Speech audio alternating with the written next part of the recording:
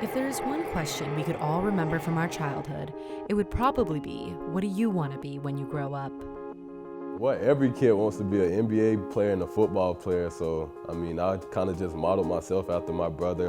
Just growing up, I seen him play basketball and football, so that was kind of the same thing that I wanted to do. When you're young, I wanted to do everything. I wanted to be an astronaut when I first heard of that. Definitely wanted to play in the NFL. Still to this day, the goal is to be a professional baseball player. It's always my #1 goal in life. But a career with a foundation built on physicality raises the question, what happens when your body has had enough? So I originally got injured my junior year of high school,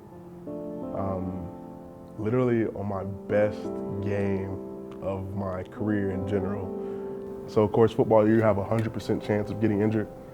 It's just a matter of the severity of the injury. With 2 torn labrums, Darvin was medically disqualified, bringing his dreams of becoming an NFL player to an end. I went through a little depressed state of mind. I did. Trent's torn toe cartilage and Chase's UCL tear put them in similar situations, both realizing their future in professional sports could be lost in an instant. Chase's first call was to his father. He was a college basketball player at Eastern Kentucky, and he dealt with some injuries too, and it was kind of good for me to have someone like that in my life to lean on and to kind of learn from his experience when he got hurt. When I got hurt, he told me, he's like, this is a good opportunity for you to get involved and to really think about what you want to do, just in case you don't come back from the injury.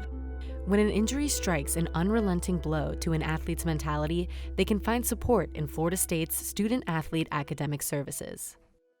As a freshman, you come in and you think, I'm going to play, I'm going to be this change maker, right? And then all of a sudden you're not playing. And so that can have an impact on motivation. They've been so focused on their athletic identity, they haven't thought about their academic identity or their future. Early in my career, I always thought that, I always want to make a positive impact. And working in student athlete academic support, I felt like, a lot of these students, if it wasn't for their athletic ability, they wouldn't be in higher education, much less getting fully funded. So what I tell our students all the time, I said, don't let the system use you, use the system. So sometimes we'll talk about it as a parallel plan. So, okay, we've got this plan and we're going to go pro, and that's awesome. But what are you going to do when you're 30 years old?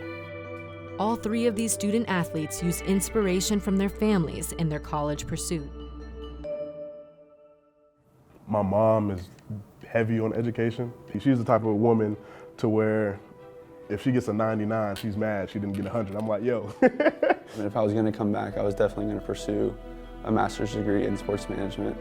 I'd be a 3rd-generation sports management master's. My family has always been invested into other people, whether it's kids or kind of adults, so I feel like I just want to do the same, and I can do that with sports. I can be able to be around the games that I love and still be able to help younger kids. Having played under the winningest coaches in school history, Trent and Chase will leave Florida State knowing the difference between winning games and succeeding in life. The biggest thing with education is that's one of the few things that somebody will never be able to take away from you.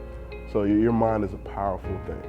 I think, having surgery and having to sit out a full year was honestly the best thing that ever happened to me. It really gave me an opportunity to look beyond playing baseball. I really got involved in school, I got involved in campus. Because with being a first-generation college, by getting that first college-educated degree of student to be able to go out in the workforce to provide for the family only aspirates down the future for their goals and their children. So it's just a wonderful opportunity that education can never be taken away, but also provide opportunities for their families for years to come. I'm Alex Wendling for Noles All Access.